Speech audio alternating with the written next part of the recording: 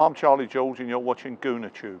Hello and welcome to the GoonerTube Transfer Show, the show that brings you all the incomings and outgoings at Arsenal Football Club during this transfer window.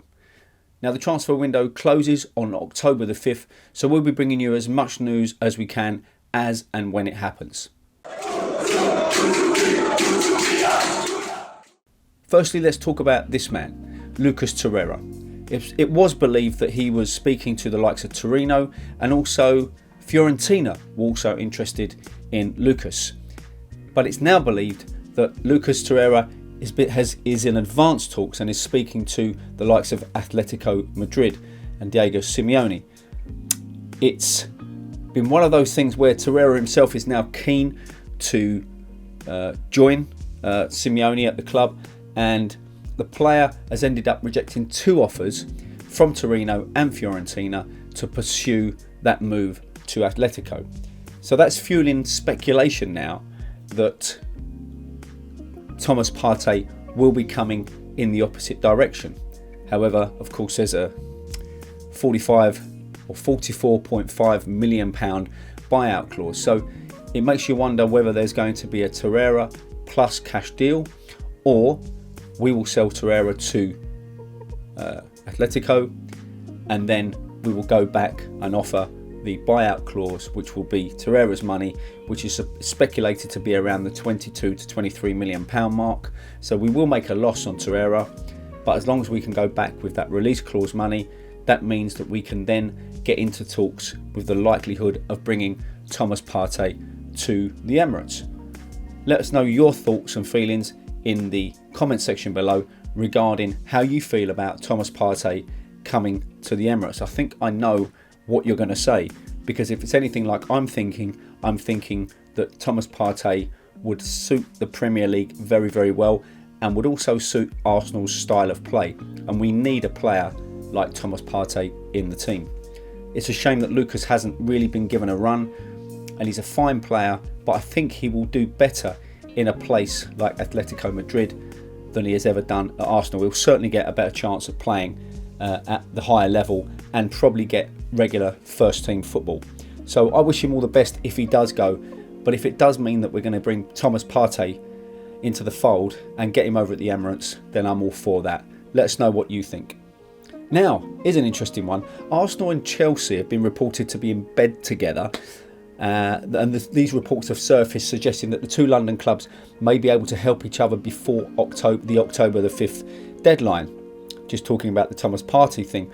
Now, a sports lawyer, Gregory Ioannidis, claims that the Premier League rivals are weighing up the pros and cons of striking a deal. And he wrote on Twitter that Arsenal and Chelsea are exploring the possibility of doing business with each other. And you're asking why and who for?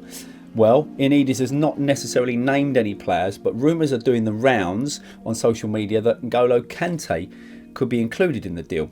Now, Arsenal are in the hunt for a new midfielder, and they've identified Thomas Partey and Houssem Aouar as their priority targets. However, the shock revelation has brought speculation that Mikel Arteta may move for Kante. So to prize him away from Stamford Bridge, the Gunners are going to have to do something about that in maybe a swap deal or something. So it's been suggested that Kante and Guendouzi may be used as a make-weight between the 2 clubs. However, it looks like Frank Lampard has said, look, we want to keep hold of our best players, and we're certainly going to try all we can to keep hold of N'Golo Kante. Now, I don't know about you, but Kante, and I was speaking about him earlier, Kante is a very, very, very good player. But would Chelsea really, really want to let him go right now? I don't know about you, but I wouldn't let him go if I was Frank Lampard and I was Chelsea. There's not a lot of time left in the window, and unless they've identified another player and they know they can replace someone like Kante, I wouldn't let him go at all. So we'll see how that one plays out, but I think for now, I think the Thomas Partey thing is much more likely than us getting hold of someone like N'Golo Kante from Chelsea. Plus, do we want second-hand goods from Chelsea? How many more Chelsea players do we need? I don't know, or ex-Chelsea players. So, let's talk about this guy. The Icelandic goalkeeper, Alex Runarsson. Now, it's believed he's signed for the Arsenal now from Dijon to the value of about £1 million. We were, of course, looking to replace the likes of Emi Martinez, and it looks like the Icelandic keeper is actually likely to make his debut against Leicester on Wednesday, which for me seems a bit soon, considering he's never played in the Premier League, although he is an international goalkeeper for Iceland. But there was another option, and I was talking about this on the show before, and that's that David Raya was touted to be at least in the frame for being the one to replace Emi Martinez, because he has experience of the English league and also experience of playing with English players around him. Now, whether the Icelandic keeper Runarsson is going to be experienced enough to slot straight into a Carabao Cup team, it all remains to be seen. But let us know what you feel about that. But at the moment, it looks like Runarsson, who has signed, and I believe is going to be playing number 13. You can correct me on that one, but I believe it's number 13. He's now signed for the club, and he will be making his debut possibly on Wednesday. But we'll have to wait and see on that one. I always thought, and I said this the other day, I thought that maybe Runarsson, unless they've seen something in him that we haven't seen, and unless he trains in a certain way, and unless he's got a little spark that they've seen, I'm not so sure whether Runarsson should be replacing the likes of Martinez right at this minute. I would have thought that Arsenal would have possibly brought him in to train underneath a number 2 goalkeeper.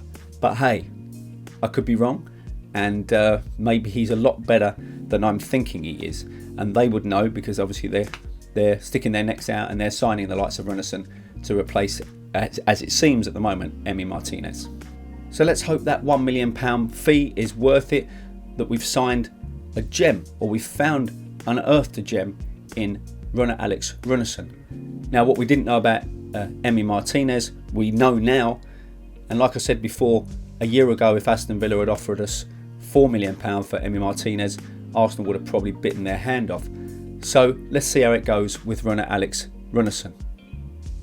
Thanks for watching the GoonerTube transfer show. As always, don't forget to hit that subscribe button, hit the like button, and also hit the notification bell. That means you'll never miss any future content we do here at GoonerTube. If you want to get involved, you can get involved using one of the links below. So thanks for watching, and we'll see you on the next one.